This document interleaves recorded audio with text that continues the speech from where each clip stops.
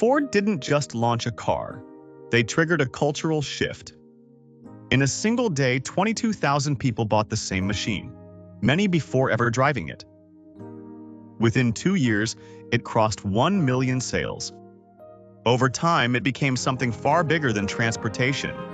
The Mustang wasn't just built to sell, it was built to matter. By the early 1960s, American cars had a problem. They were big, heavy, and predictable. A new generation of buyers, young, ambitious, and restless, wanted something different, something faster, more personal, something that felt like theirs.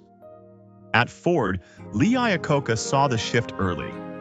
His idea was simple but risky. Build a car that looked like a sports car, felt exciting to drive, and stayed affordable for everyday Americans. To make it work, Ford repurposed the Falcon's platform, economical engineering wrapped in something emotional. The design broke away from tradition. A long hood, a short rear deck.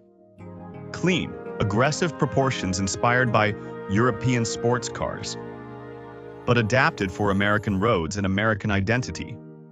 They called it the Mustang, a name that carried double meaning. The wild American horse, untamed and free. And the P-51 Mustang fighter plane from World War II, fast, powerful, decisive. Together, they created something larger than a badge. They created a symbol. Then came April 17, 1964. At the 1964 New York World's Fair, Henry Ford II unveiled the car to the world. But this wasn't a normal reveal. Ford had already prepared America for it.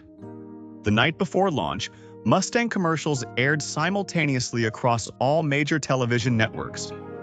By morning, the car was already waiting in dealerships nationwide, and America reacted instantly. Dealerships filled, crowds formed.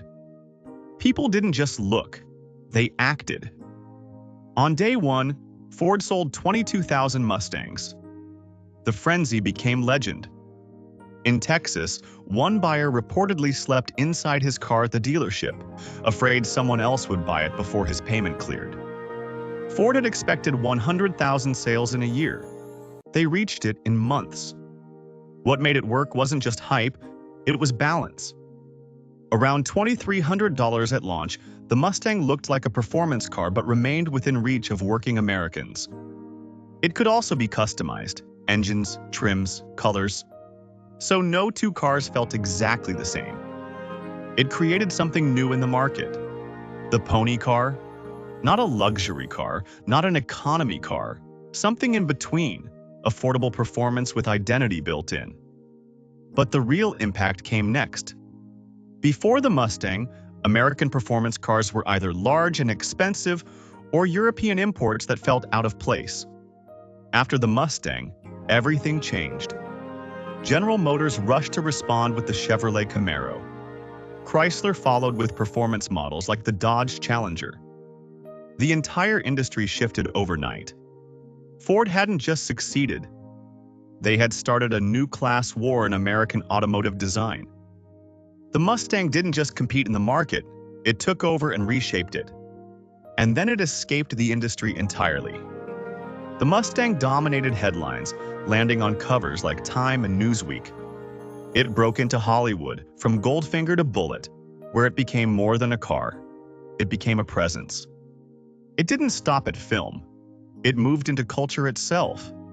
The Mustang became a fixture in street performance and racing culture, an affordable machine that could be tuned, modified, and pushed beyond its original limits.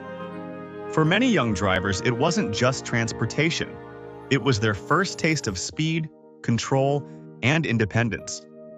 Hollywood amplified that identity. In films like Bullitt, the Mustang wasn't background. It was the chase. Raw, loud, unfiltered. It didn't glide through scenes. It attacked them. That high-speed pursuit through San Francisco didn't just showcase a car. It redefined how speed looked and felt on screen. From that moment on, the Mustang wasn't just a car seen in movies. It was the car people imagined themselves in. It wasn't just visible, it was recognizable everywhere. Within 3 years, hundreds of Mustang fan clubs formed across the United States. In March 1966, the 1 millionth Mustang rolled off the production line.